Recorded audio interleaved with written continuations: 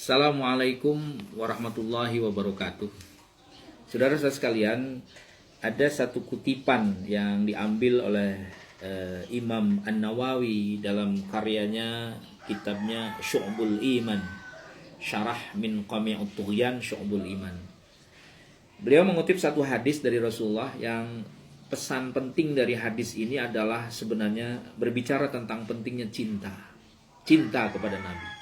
Saya bacakan hadisnya. Qala Rasulullah sallallahu alaihi wasallam. Telah bersabda Rasulullah sallallahu alaihi wasallam, la yu'minu ahadukum. Tidak disebut beriman salah satu di antara kalian hatta aku nahabu ilaih, sampai menjadikan aku lebih dicintainya min nafsihi, dari dirinya, wa malihi, dan dari hartanya, wa waladihi, dan dari anak-anaknya, wa walidihi, dan dari orang tuanya, wan nasi ajma'in, dan manusia semuanya.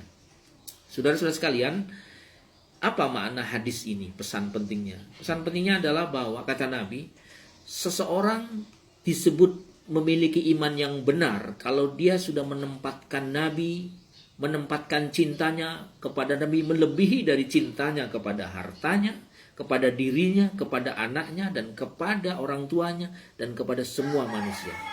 Artinya apa? Cinta kepada Nabi harus nomor satu dibandingkan dengan cinta kita kepada apapun.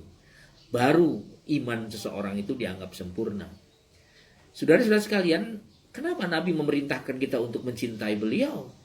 Cara berpikirnya bukan berarti Nabi itu membutuhkan cinta kita, Nabi membutuhkan penghormatan dari kita. Tidak. Nabi sudah banyak yang menghormati dan banyak yang bersalawat, banyak yang mencintai.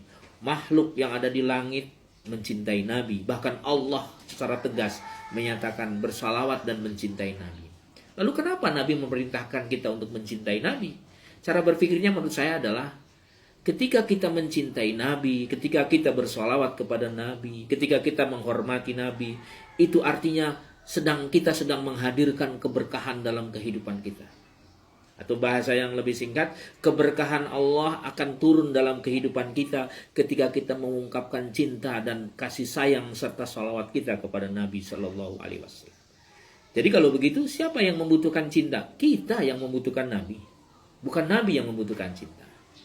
Oleh karena itu, membaca salawat, ya, kemudian mencintai Nabi, itu bagian terpenting untuk menghadirkan the blessing of the God, keberkahan dari Allah Subhanahu wa taala. Saudara-saudara sekalian, kalau kita baca dalam Al-Qur'an,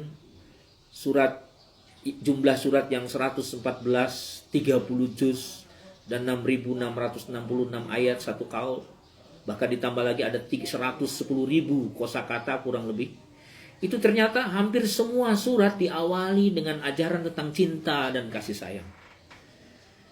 114 surat pasti diawali dengan Bismillahirrahmanirrahim, kecuali surat At-Taubah. Maknanya apa? Bahwa ajaran cinta dan kasih sayang dalam Islam menjadi ajaran terpenting. Itulah sebabnya tidak benar kalau Islam itu agama yang penuh dengan kekerasan, digambarkan sebagai agama perang. Tidak. Islam memang ada perang, ada keras, tapi dalam kondisi tertentu hanya itu dilakukan. Tetapi secara umum Islam itu adalah ajaran cinta dan kasih sayang.